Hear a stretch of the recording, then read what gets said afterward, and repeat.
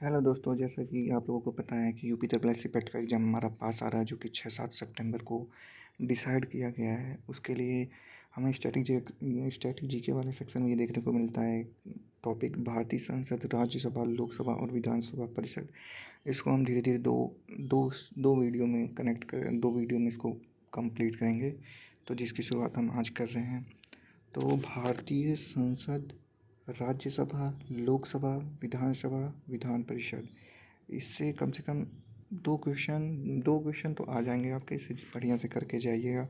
तो हम लोग इसको शुरू करते हैं। इसको आप लोग पढ़िएगा साथ साथ मेरे, और जहाँ लिखने की ज़रूरत लगेगी लिख लीजिएगा इसको भी। संसद संघीय सरकार का विधायी अंग है।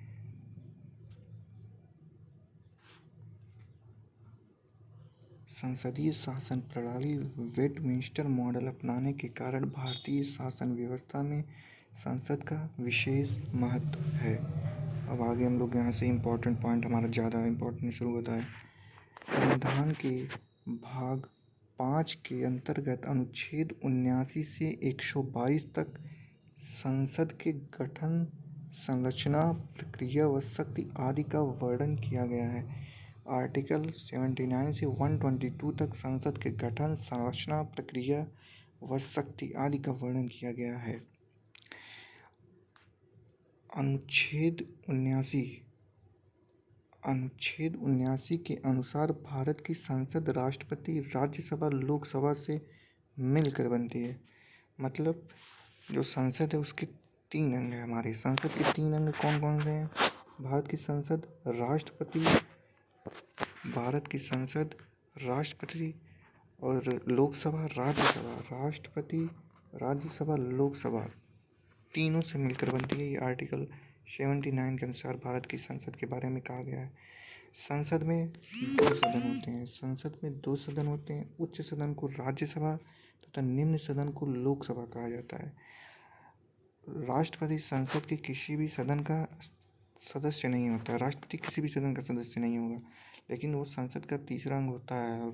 लोकसभा और राज्यसभा के बाद आपका राष्ट्रपति ही माना जाता है तीसरा सदस्य, लेकिन वह संसद का अभिन्न अंग है।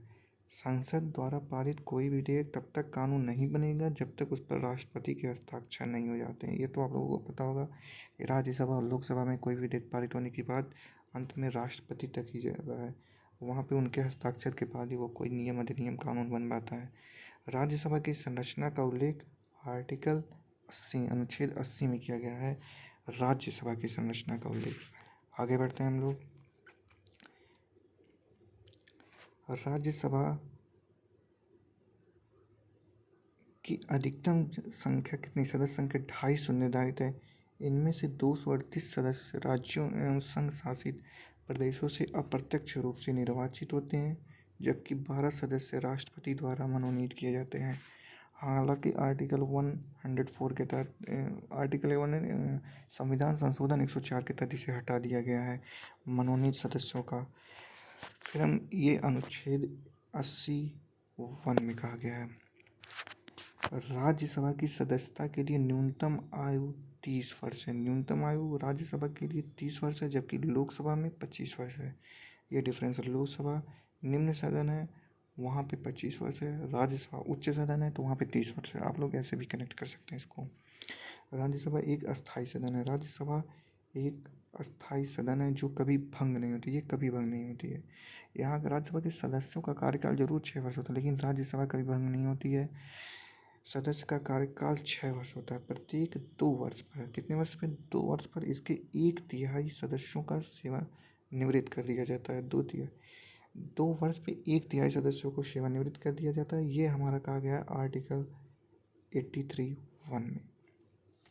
ओके, आगे बढ़ते हैं हम लोग। फिर देखते हैं हम लोग अनुच्छेद 89(1) के अनुसार भारत का उपराष्ट्रपति राज्यसभा का प्रधान सभापति होता है। जो भारत का उपराष्ट्रपति होगा वही राज्यसभा का प्रधान सभापति होगा। आपने अभी देखा होगा पूर्व में जगदीप धनखड़ जी को, हालांकि उन्होंने अभी इस्तीफा दे दिया है। उन्होंने सभापति का ही वो कार्य करते थे। तो उपराष्ट्रपति ही राज्यसभा का प्रधान सभापति होता है। राज्यसभा के सदस्य अपने में किसी एक सदस्य को राज्यसभा का उपसभापति चुनते हैं। आर्टिकल 89 का 2। अनुच्छेद 90 में उपसभापति के पद रिक्त होने पर पद त्यागने और पद से हटाए जाने का उल्लेख है। अनुच्छेद 90 में उपसभापति के पद रिक्त होने, पद त्यागने, पद से हटाए जाने का उल्लेख है। इसमें कहा है यदि वह राज्यसभा का सदस्य नहीं रहता है तो पद रिक्त कर देगा। उपसभापति सभापति को संबोधित अपने हस्ताक्षर सहित लिखकर किसी भी समय पद त्याग कर सकता है।